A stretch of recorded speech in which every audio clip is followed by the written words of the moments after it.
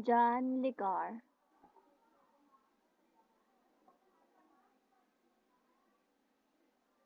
English writer known for disillusion, suspenseful spy novels based on a wide knowledge of international espionage. John Le Carre is the pen name of David Cornwell. He was born in Pupal, Dorset, the son of Ronnie Cornwell and Olive Cornwell. He studied at Burn University, and he studied modern languages at Lincoln College, Oxford, graduating in 1956. In 1959, Le Carre became a member of the British Foreign Service in West Germany. One of his greatest works is his 18th novel, The Constant Gardener, that was set in Africa.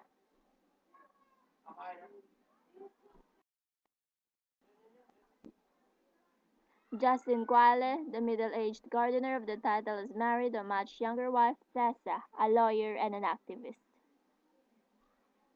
She was doing a bloody good job ordering stamps whatever Mathiaga club she may have got of the noses of moist boys but Africans who muttered love her to man. One of the characters concludes that when she was brutally killed. Justine is a disillusioned humanist who doesn't know how much Tessa's attempts to reveal an international pharmaceutical intrigue.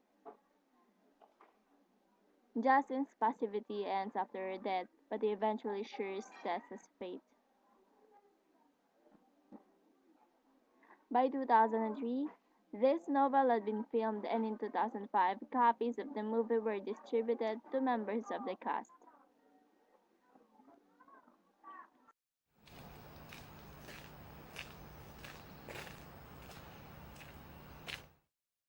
Some writers live in fear and dread of their books being turned into films. How did you enjoy Tinker Tailor Soldier Spy? Well, Tinker Tailor is pretty much the exception. I loved it.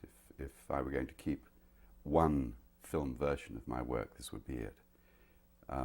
That's partly because it was a masterclass to work with Guinness. And partly, I think, we caught a wave in history which was very interesting for the audience. And we were particularly helped in Britain because we had a strike in independent television. So the BBC, quite against its expectation, was receiving these huge audiences. So the thing became, Tinker Tailor became at that time a kind of iconic production, and radio was full of whether anybody understood it and that kind of thing. But this came as near, I feel, as near to my imagining as any film has come. When Flaubert, the French writer, was asked whether he wanted Madame Bovary illustrated, he replied in horror, no, because he didn't want to interfere with the imaginative process of the audience, that everybody would have their own Bovary for as long as there were no illustrations. And I think I felt much the same. The genius of Guinness, it seems to me, in both the series, was to leave the character of Smiley intact for the individual imagination.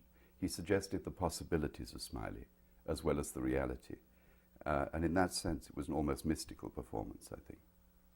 And how did the other characters portray themselves to you? Were they very much as you imagined the other minor characters to be? Yes, I think I wanted the English social comedy to be encapsulated in that Secret Service organization. And I wanted the gradations of English class to be explicit, the gents and the non-gents, the upstarts and so on, as we awful Brits see people, or used to in those days. All of that was wonderfully reflected, I thought. And once we had Alec, once we had Guinness's yes to the part, then we could empty the National Theatre and the Royal Shakespeare Company. So there wasn't a single lazy piece of casting in the whole production. I read that Alec Guinness didn't want to accept the role until he'd met you.